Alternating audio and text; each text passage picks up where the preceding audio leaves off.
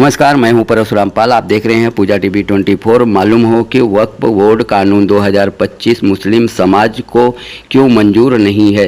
वक्फ board व मुस्लिम समाज के अलावा सरकार के विरोधी पक्ष के नेताओं व पार्टियां का कहना है वक्फ सुधारण के नाम पर लागू किए गए काले कानून द्वारा केंद्र सरकार एक ओर जहां हमारे पुरखों की ओर से दी गई बड़ी बड़ी संपत्तियों को गलत ढंग से हड़प करना चाहती है, वहीं दूसरी ओर कई सौ वर्ष पुराने धर्म स्थलों, मस्जिदों, ईदगाहों, दरगाहों और कब्रस्तानों की धार्मिक मान्यता को समाप्त करके उसे सरकार के कब्जे में लेकर मुसलमानों के धार्मिक अधिकारों को छीन लेना चाहती है।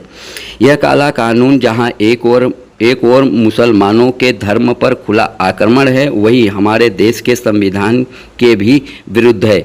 इसलिए हमारे देश की संविधान बनाने वाली समिति ने संविधान के अनुच्छेद 14, 25, 29 तथा 30 में साफ साफ लिखा है कि इस देश में रहने वाले हर नागरिक को अपने धर्म के अनुसार जीवन बिताने की पूर्ण स्वतंत्रता रहेगी और किसी भी धर्म के मानने वालों के धार्मिक अधिकारों में सरकार किसी भी प्रकार का कोई हस्तक्षेप नहीं कर सकती।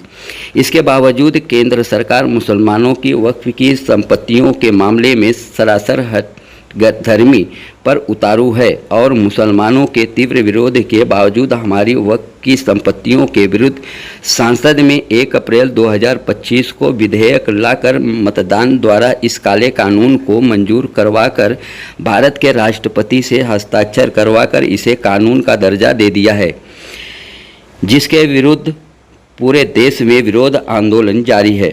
All India Muslim personal law board जहां एक और इस काले कानून के विरुद्ध सर्वोच्च न्यायालय में कानूनी लड़ाई लड़ रहा है, वहीं दूसरी ओर जनता में जागरूकता लाने के लिए मुसलमानों की तमाम जमातों और देश के संविधान को मानने वाली सभी धर्मनिरपेक्ष संगठनों तथा लोगों को साथ लेकर पूरे देश में विभिन्न स्वरूप के छोटे बड़े जन आंदोलन जारी रखे हुए है।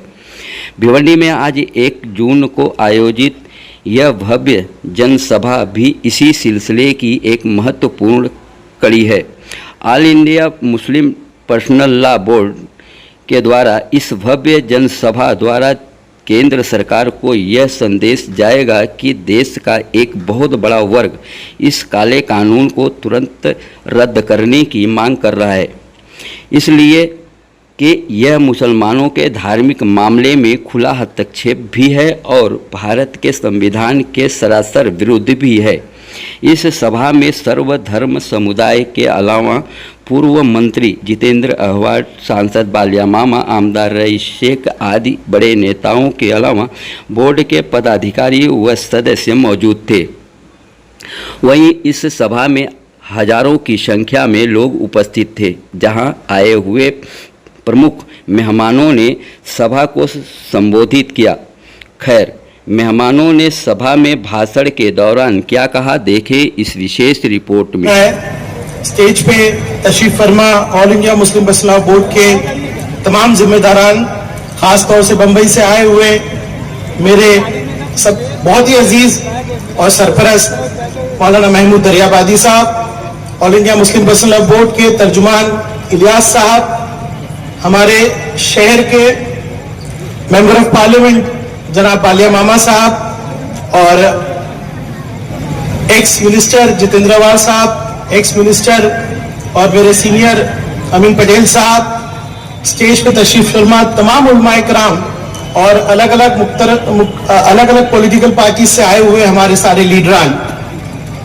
यहाँ पर तफसील से वक्फ क्या है और क्यों जरूरी है ये हमारे लीडरान बोलेंगे, लेकिन ये जो लड़ाई है ये अकेले मुसलमानों की नहीं है। मैं यहाँ पर मौर्य साहब को भी देख रहा हूँ, हमारे बुद्धिस्ट भाइयों को भी देख रहा हूँ। ये लड़ाई जो है वो इस मुल्क के आईन, इस मुल्क के कॉन्स्टिट्यूशन को बचाने की लड़ाई है और इसमें सबसे पहला हमला हम पर हुआ है। लेकिन यहाँ पर बैठे हुए लीडरान भी जानते हैं कि हम पहला टारगेट है, हमारे बाद बहुत सी कौमों को टारगेट करने का प्लान है।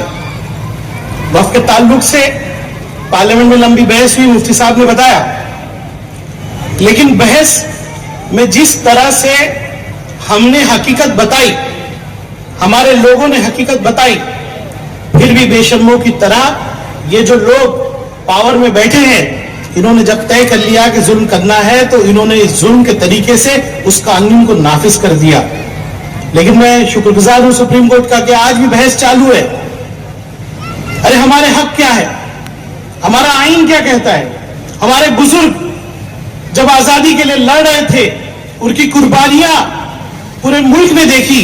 हमारे बुजुर्गों ने, चाहे मुसलमान थे या हिंदू थे या क्रिश्चियन थे, उन्होंने कॉन्स्टिट्यूशन में, आईन में हमको वो अधिकार दिए कि हम अपने मसाइल अपने तरीके से हल कर सकें। हिंदुस्तान पूरे मुल्क, पूरी दुनिया में एक ही मुल्क है जहां पे अकलियतों को इतने सारे अधिकार दिए गए। आप कॉन्स्टिट्यूशन को उठाइए, और मैं आज अपील करना चाहूंगा, और इंशाअल्लाह ताला हम भिवंडी में एक तहरीक भी चलाएंगे कि उर्दू में कॉन्स्टिट्यूशन लीजिए, उसको पढ़िए, पढ़िए कॉन्स्टिट्यूशन को। अरे 70-75 साल पहले बुजुर्गों ने कहा कि ऐसे लोग आएंगे, और उससे लड़ने के लिए आपको वो हथियार दिए गए हैं, चाहे आर्टिकल 14 हो, 15 हो, 16 हो या 29 हो। ये आर्टिकल जो है ये आपकी ताकत है। हम जो लड़ाई लड़ रहे हैं वक्फ की लड़ाई लड़ रहे हैं, लेकिन हम मुल्क की लड़ाई लड़ रहे हैं। हम अपने हुकूक की लड़ाई लड़ रहे हैं, हम हमारे एक आईन की लड़ाई लड़ रहे हैं। और कुछ तसल्ली है सुप्रीम कोर्ट की वजह से, लेकिन हमारे बुजुर्ग जो यहां बैठे हैं, जो आवाज देंगे, वो एक आवाज में पूरा भिवंडी इंशाअल्लाह ताला खड़ा हो जाएगा। इंशाअल्लाह। हमारे काबिल आगे बढ़ो, हम तुम्हारे साथ हैं, हमारे काबिल आगे बढ़ो। मुसलमान जो है मुल्क को प्यार करने वाला है। मुसलमान वो है जो मुल्क के लिए जान लेने को तैयार रहता है, और इस लड़ाई में भी हम लोग उसी तरह से हिस्सा लेंगे। मैं फिर एक बार आप सबका शुक्रिया अदा करता हूं, all India Muslim personal board के भिवंडी के तमाम लोगों का, कि बड़ी मेहनत उन्होंने इसके लिए की। लेकिन मैं मायूस थोड़ा हूं कि उस तरह से लोग यहां नहीं दिखाई दे रहे हैं। खासतौर से शांतिनगर के लोगों को मैं कहूंगा कि अगर आज हम खड़े नहीं हो सकते तो हमारे लिए कोई खड़ा नहीं होगा। थोड़ी मायूसी है, लेकिन इंशाअल्लाह ताला फिर एक बार मौके कई आएंगे। अगर ये सरकार है तो ये मौके फिर आएंगे, लेकिन हम सबको बात सुनना है, घर घर पहुंचाना है। और मैंने जो आज बात कही है कि आईन, कॉन्स्टिट्यूशन उर्दू में लेकर पढ़कर हमारे बच्चों को तैयार कीजिए। भारत रत्न बाबा साहब आम्बेडकर ने क्या कहा वो सोचिए। आज हमें जरूरत है कानून को समझने की, आज हमको जरूरत है कानूनी लड़ाई लड़ने की।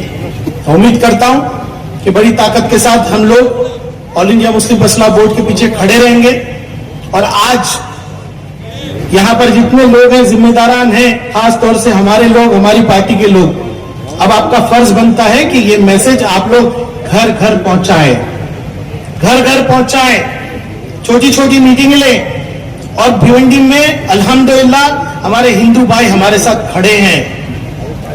ये रईस शेख यहाँ खड़ा है तो हर कौम मजहब के लोगों ने उसको वोट दिया, और अल्हम्दुलिल्लाह हम सबकी नुमाइंदगी करने की पूरी कोशिश करते हैं। इस मैसेज को आगे बढ़ाइए, इतना ही तो मैं कहूंगा। मैं एक बार फिर सबका, तमाम लोगों का शुक्रिया अदा करता हूं। बहुत बहुत शुक्रिया। मंच पे उपस्थित भिवंडी मुंबई से सभी मौलाना साहब, आदरणीय जितेंद्र जी आभार साहब, अमीन जी पटेल साहब, रईस जी शेख साहब, मंच पे उपस्थित सभी महानुभाव, और आज के इस सभा में उपस्थित भिवंडी के तमाम भाइयों, वक्फ अमेंडमेंट बिल 2025 ये जो बिल की जो जेपीसी बनाई थी, वो जेपीसी भी मैं खुद था। जो बहस आपने लोकसभा में देखी, एक दिन में सवेरे 12 बजे से लेके रात को 2:30 बजे तक, उससे पहले 6 महीना जो वक्फ बोर्ड में बहस चली जेपीसी कमेटी में, वो आपने देखी नहीं, सिर्फ सुनी होगी।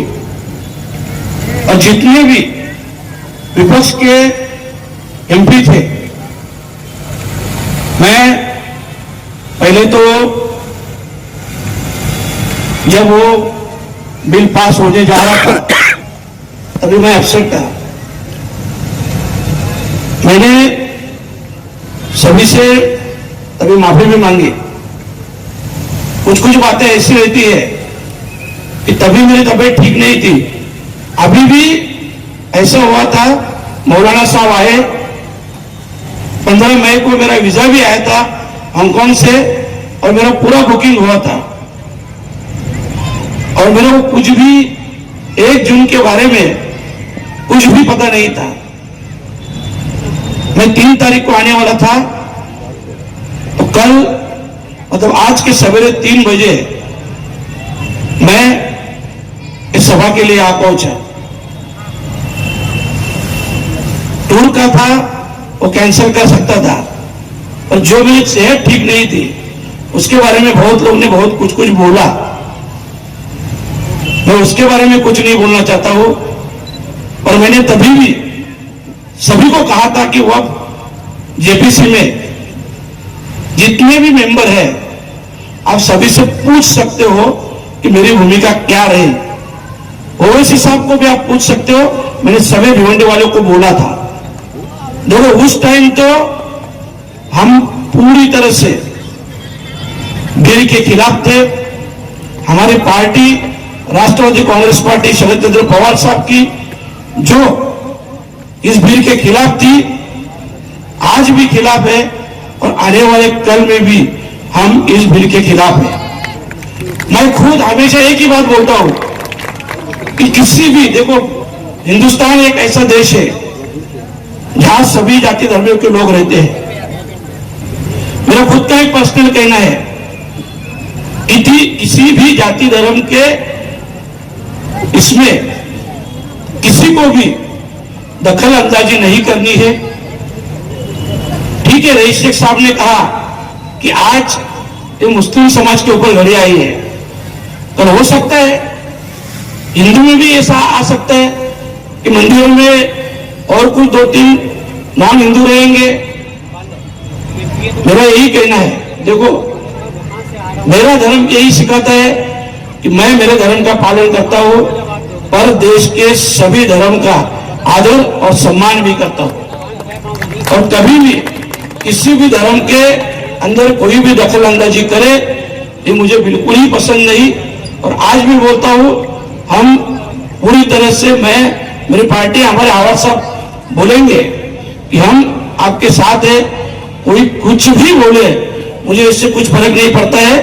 मैं काम करता हूं, काम करता रहूंगा। मैं 2-3 सभा में बोला था, जो आवाज साहब ने एक ही बार बोला था, मैंने सुना था, सोच बदलो मुमरा बदलेगा। मैं बस आपको यही बोलता हूं, सोच बदलो भिवंडी बदलेगी। एक दिन में नहीं, पर एक न एक दिन जरूर बदलेगी। और आज के दिन के इतना ही कहता हूं कि हम आपके साथ थे, हैं और रहेंगे। Thank you. Muslim personal law board और मुफ्ती हुज़ैफा के दावतनामे पे मैं यहाँ मौजूद हूँ।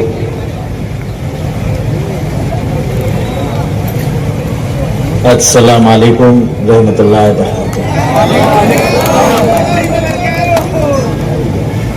मैं पहले ही साफ तौर पे बता देना चाहता हूं कि हम वक्फ बिल जो बीजेपी और उसके दोस्तों ने पास करवाया है, जो जुल्म और जबरदस्ती का नमूना है, उसका विरोध करने के लिए हम एक हुए।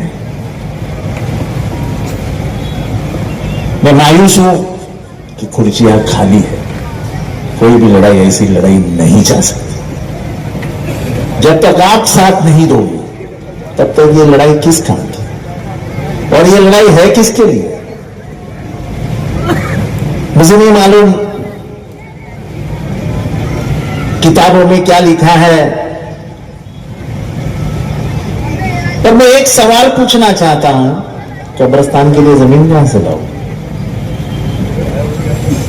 मस्जिदों के लिए जमीन कहां से लाओगे? ये सरकार यही चाहती है कि तुम घटने पे आ जाओ। कब्रिस्तान चाहिए, जाओ कलेक्टर के पास घुटने के बल खड़े रहो, मांगो उसके पास कब्रिस्तान दो, भाई कब्रिस्तान दो, देगा गवर्नमेंट। और अगर नहीं देना है तो जैसे अदानी को यतीम खाने की जमीन दे दी, एक बड़े रास्ते पे याद है ना तुमको, वो कुछ गलतियां हमारी भी हुई है। मैं वक्फ का मिनिस्टर था, मैं माइनॉरिटी का मिनिस्टर था, क्यों अमीन भाई याद है ना आपको? मेरे पास एक फाइल आई, वो मैं हक से बात कर सकता हूं कि मैंने काम किया है। वो फाइल नागपाड़े के अहम जमीन की थी। सब बताऊंगा अमीन भाई, सब बताऊंगा, क्योंकि मैंने किया है। मैंने फाइल पढ़ी तो मेरे दिमाग में आया कि वक्फ क्या है। जहां तक मेरी सोच है, वक्फ ये दान है, दान, चैरिटी है। और वंस एक बार तुमने दान कर दिया तो वापस लेने का हक तो तुमको किसी को भी नहीं है। जैसे महाभारत में है कि कर्ण को बचाने के लिए भगवान ने उसको कुंडल दिया था यहां पे, तो उसके शरीर को कोई छेद नहीं सकता था, तो भगवान ने खुद जाके उसको दान मांगा कि तेरी कुंडल दे दे, तो उसने कुंडल निकाल के दे दी, वापस नहीं ले सका और मौत को बुलावा दे दिया। तो दान एक ऐसी चीज है जो दी जाती है, वो वापस नहीं दी जाती।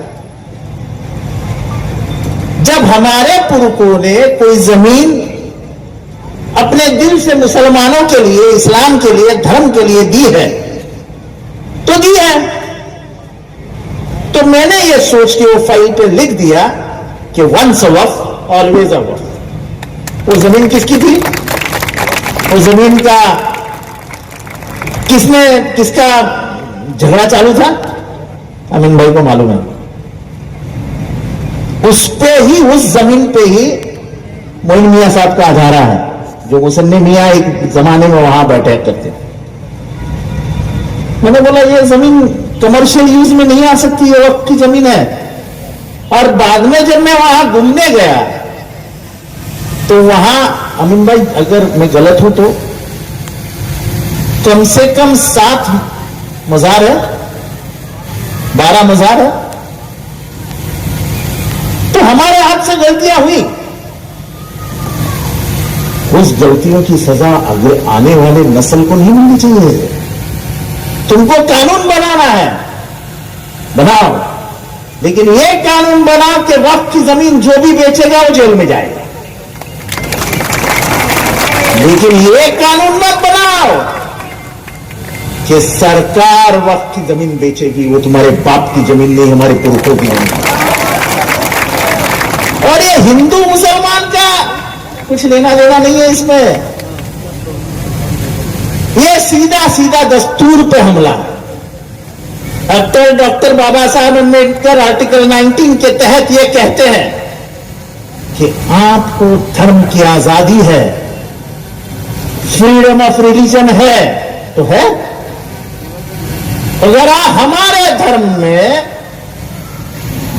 इस्लाम में कहा जाता है कि वक्फ की जमीन का इस्तेमाल सिर्फ इस्लाम के लिए होगा, धर्म के लिए होगा, वहां पे कब्रिस्तान बनेंगे, वहां पे मस्जिदें बनेगी, वहां पे तालीम के लिए अदारे बनेंगे, मदरसे बनेंगे, बनेंगे क्यों नहीं बनेंगे? बनेंगे, हमारा हक है। आप क्या करना चाहते हैं? आप कौन से जमीन की बात करते हैं? मस्जिद के? अरे दिल्ली में जो सबसे बड़ी बड़ी जमीनें हैं जो खुली दिखती है वो किसकी है? हुमायूं का मकबरा जिस जगह पे है उसके बाजू में 17 एकड़ की जमीन है, वो किसकी है? वो जमीन वक्फ की जमीन है। इनकी नजर उन सब बड़ी जमीनों के ऊपर है। सरकार क्या सौदा कर रही है क्या? सरकार सब जमीनें बेचनी चाहती है। आपको मालूम नहीं है, जब ये सब चालू था तब आरएसएस का जो मुखपत्र है, जिसको ऑर्गेनाइजर कहते हैं, उस ऑर्गेनाइजर में एक लेख आया, एक लिख के आया कि जितनी बड़ी जमीनें मुसलमानों की है उससे बड़ी जमीनें क्रिश्चियनों की है। आपको मालूम है उसके बाद क्या हुआ? 24 घंटे के अंदर वो पूरा ऑर्गेनाइजर का जो किताब छप के आया था वो वापस ले लिया, क्योंकि दुनिया से दबाव आया कि आप ये नहीं कर पाओगे। हम दबाव डालने में कम गिरते हैं, क्योंकि हमारे लोग जब अपने खुद पे आ रहे हैं तो अब बाहर नहीं निकलने वाले, तो कब निकलेंगे? बात सुप्रीम कोर्ट की हो रही थी, किसी ने बताया कि सुप्रीम कोर्ट में कहा गया कि ये लाइव मत दिखाओ।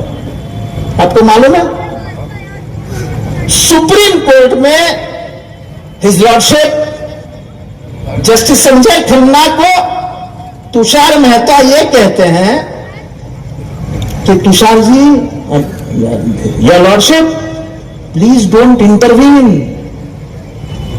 किसको कहते हैं? सुप्रीम कोर्ट के चीफ जस्टिस को, कि आप बीच में मत आइए, आप झगड़ा लगाने का काम कर रहे हो। सुप्रीम कोर्ट के जज ने क्या पूछा कि शाहजहां के जमाने में अगर कोई मस्जिद बनी है तो पेपर क्या आप शाहजहां से मांगने जावे क्या? क्या गलत कहा? अरे जो मस्जिदें 500, 700, 800 साल, 400 साल पहले बनी है, उसके कागजात कहां से लाए? कहां से उसका लीज एग्रीमेंट लाए? और इसीलिए ये लड़ाई जितनी समझते हो उतनी आसान नहीं है। मुझे मालूम नहीं सुप्रीम कोर्ट क्या करेगी, लेकिन मैं एक नमूना बताता हूं। आपने निशिकांत दुबे का नाम सुना है? सुना है क्या? बीजेपी की जो सोच लोकसभा में लगता है उसका नाम है निशिकांत दुबे। अमीन भाई, रईस भाई, उसने क्या कहा? उसने कहा कि संजीव खन्ना, यानी चीफ जस्टिस के बारे में वो कहता है कि संजीव खन्ना जो बयान ऊपर बैठ के कर रहे हैं, इस देश में वो सिविल वॉर लगाना चाहते हैं। मैं इस बात को ये नहीं कहता हूं कि उनके दिल में क्या था, लेकिन उनके दिमाग में ये जरूर था कि सुप्रीम कोर्ट वैसी ही चाल चलनी चाहिए जैसे सरकार को चलनी है। तो वह सुप्रीम कोर्ट का एक हक है जिसको हम जुडिशियल रिव्यू कहते हैं। लोकसभा में पारित हुई कोई भी चीज सुप्रीम कोर्ट रिव्यू कर सकती है, वो सुप्रीम कोर्ट कर रही है। आप उनको प्रेशर क्यों डाल रहे हो कि तुम हमारी ही चाल चलो? तो ये जो कानून आ रहा है ये कोई इस्लाम के खिलाफ है, लेकिन ये कानून डॉक्टर बाबा साहब अंबेडकर के दस्तूर के खिलाफ है। लड़ाई दस्तूर बचाने की है और हम दस्तूर बचाने निकले हैं। चलो हम साथ मिलके एक होके चले। हम दस्तूर बचाने निकले हैं। नारे तकबीर, अल्लाहू अकबर। अल्हम्दुलिल्लाह रब्बिल आलमीन वस्सलातु वस्सलामु अला रसूलिल अमीन व अला आलिहि व सहाबिहि अजमईन इला यौमिद्दीन। स्टेज पे तशरीफ फरमा तमाम अहम शख्सियात, हर एक का नाम लेना इस वक्त मुमकिन नहीं है, वक्त बहुत कम है। आप जानते हैं कि वक्फ जो कानून बना है और जो 48 तरमीमात इसमें की गई है वो सब के सब काबिल रद्द हैं। इसलिए वो हिंदुस्तान के दस्तूर से सादिम है, उससे कंट्राडिक्ट करती। हम ये कहना चाहते हैं कि दस्तूर की दफा 14, 25, 26, 29 और 300 इन सब से सादिम है। हिंदुस्तान के दस्तूर में ये बात कही गई है कि आप कोई ऐसा कानून नहीं बना सकते जो तफरीक पर मबनी हो, जो डिस्क्रिमिनेशन पर मबनी हो। आप देखिए कि ये कानून डिस्क्रिमिनेशन पे इस तरह मबनी है कि जो तहफ़्फ़ुज़ात, जो प्रोटेक्शन औकाफ को मिले थे, बिल्कुल उसी तरह के प्रोटेक्शन सिखों के औकाफ के लिए मौजूद है, हिंदुओं के औकाफ के लिए मौजूद है, बुद्धिस्टों के औकाफ के लिए मौजूद है और सिख ईसाइयों के औकाफ के लिए मौजूद है। सिर्फ वक्फ के कानून में से वो प्रोटेक्शन विड्रॉ कर लिया, उसको छीन लिया गया। इसलिए हम ये कहते हैं कि ये कानून जो है वो डिस्क्रिमिनेटरी कानून है ये मुल्क के दस्तूर की दफा 14 से मुतसादिम। दूसरी बात हम ये कहते हैं कि ये जो कानून लाया गया है ये एक खास फिरके के हक को छीन लेता है। अब देखिए पूरे कानून का मुताला अगर आप करेंगे 48 तरमीमात का, अभी जेपीसी की बात हो रही है, मुझे ये कहते हुए बड़ी अफसोस होता है कि जेपीसी में जो 44 यानी जो पहले कानून लाया गया था उसमें 44 तरमीमात, जब ये पार्लियामेंट में बहस के दौरान बिल्कुल आखिरी मरहले में जब वोटिंग होने वाली थी 4 और अमेंडमेंट उसमें जोड़ दिए गए। मैं ये चाहूंगा कि मैं तफसील से, मेरे पास वक्त नहीं है, मैं तफसील से बताता था आपके सामने कि ये जो तरमीमात लाई गई हैं ये तरमीमात कैसे दस्तूर हिंद से मुतसादिम है, कैसे मुसलमानों से उनका बुनियादी हक छीन रही है। देखिए वक्फ बाय यूजर एक दफा है वक्फ कानून के अंदर, और मैं एक बात बताना चाहता हूं कि जब भी कोई कानून पार्लियामेंट में लाया जाता है तो वो जिस सेक्शन को सोसाइटी के मुतासिर कर रहा है या जिनके लिए लाया जा रहा है उनसे मशवरा किया जाता है। चाहे 1954 का कानून हो या 1995 का कानून हो या 2013 की तरमीमात है, सब में मुसलमानों से मशवरा किया गया। ये पहली बार ऐसा हुआ है कि ये कानून इसलिए लाया गया, हुकूमत लाई, न तो उस वक्त में सेंट्रल वक्फ काउंसिल फंक्शनल थी, हुकूमत ने ड्राफ्ट किया और पार्लियामेंट में पेश कर दिया। ये पहली बार ऐसा हुआ है कि मुसलमानों से कोई मशवरा नहीं किया। हुकूमत ने बहुत सारे यानी लोगों को गुमराह करने की कोशिश की, मुसलमानों को गुमराह किया कि हम एक ऐसा कानून ला रहे हैं जिससे गरीबों का फायदा हो, हम ऐसा कानून ला रहे हैं जो ट्रांसपेरेंसी लाएगा, शफाफियत होगी, हम ऐसा कानून ला रहे हैं जिसमें पहली बार खवातीन को और पसमानदा तबकात के लिए स्पेस बनाया गया। ये सब बातें यानी गलत हैं, बेबुनियाद हैं। इसी दूसरी तरफ हिंदुओं को ये धोखा देने की कोशिश की गई कि वक्फ का मामला ऐसा है कि जिस प्रॉपर्टी पे वक्फ बोर्ड हाथ रख देता है वो वक्फ की प्रॉपर्टी रहती है।